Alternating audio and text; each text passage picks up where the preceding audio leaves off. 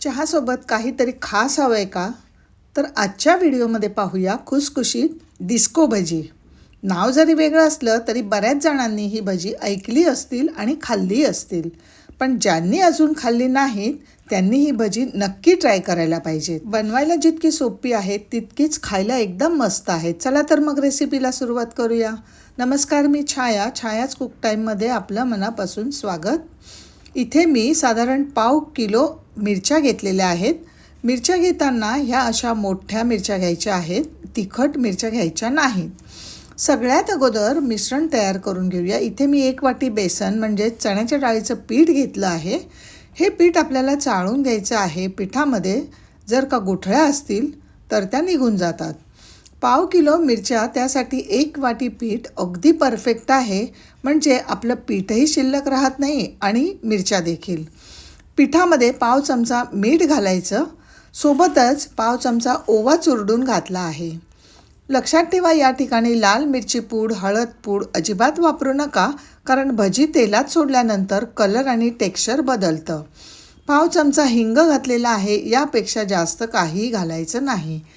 आता यामध्ये थोडं पाणी घालून मिश्रण तयार करून घ्यायचं. तर 1 वाटी बेसन पिठासाठी मी 1 वाटी पाणी वापरलं आहे. तुम्हाला थोडंसं कमी किंवा जास्त लागू शकतं. आणि सगळ्यात महत्त्वाची टीप म्हणजे यात आपण सोडा वापरणार नाही. सोड्याऐवजी यामध्ये तेल गरम करून घालायचं आहे. सोड्याचं जे काम आहे ना ते तेल करणार आहे.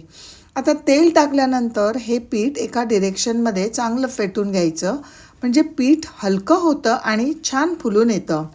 आता हे पीठ हलकं झालेलं आहे, त्यामुळे आपल्याला सोडा वापरण्याची सुद्धा गरज नाही.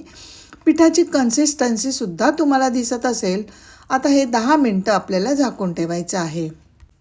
10 मिनटानंतर पीठ छान मुरलं की त्यामध्ये आपल्याला मिरच्या स्वच्छ धुवून कोरड्या करून घ्यायच्या आहेत आणि एक करून बॅटरमध्ये घोळवून घ्यायच्या आहेत.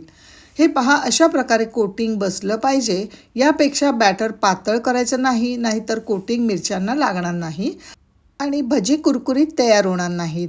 मीडियम गरम तेलामध्ये तळून घ्यायचे आहेत. पिठाचं कोटिंग मिरच्यांवर व्यवस्थित बसलं पाहिजे. भजी सर्व त्यावरच डिपेंड आहेत. 1-2 मिनटासाठी मीडियम गरम तेलामध्ये अर्धवट तळायच्या आहेत. लगेच आपल्याला या काढून घ्यायच्या आहेत. त्यानंतर पुन्हा या आपल्याला एकदा तळायच्या आहेत. आता ही भजी तुम्ही कुठल्या शहरात खाल्ली आहेत, पुण्यामध्ये की सोलापूरमध्ये किंवा अन्य कुठल्या शहरांमध्ये ही भजी खाल्ली असतील ना, त्या शहराचं नाव मला कमेंटमध्ये जरूर कळवा. मिरच्या या अर्धवट तळून घेतलेल्या आहेत. आता गरम असतानाच ह्या तुम्हाला पाहिजे त्या आकारामध्ये छोट्या मोठ्या कट करायच्या आहेत. सर्व मिरच्या कट करून झाल्यावर पुन्हा एकदा फ्राय करायच्या आहेत. अशा डबल फ्राय केल्या ना की आतील मिरच्या पण छान कुरकुरीत होतात. आपल्याला या मिरच्या कुरकुरीत गोल्डन रंगावर तळून घ्यायच्या आहेत. तर संपूर्ण भजी माझी तयार झाली आहेत. चटपटीत आवडत असेल तर वरून थोडासा चाट मसाला किंवा आमचूर पावडर टाका. तर घेताय ना आत्ताच बनवायला. आणि तुमची भजी कशी झाली आहेत ते मला कमेंट करून नक्की सांगा. रेसिपी आवडली असेल तर एक लाईक जरूर द्या, शेअर करा, सबस्क्राईब करा. तर पुन्हा भेटूया अशाच एका नवीन रेसिपीसोबत. तोपर्यंत धन्यवाद.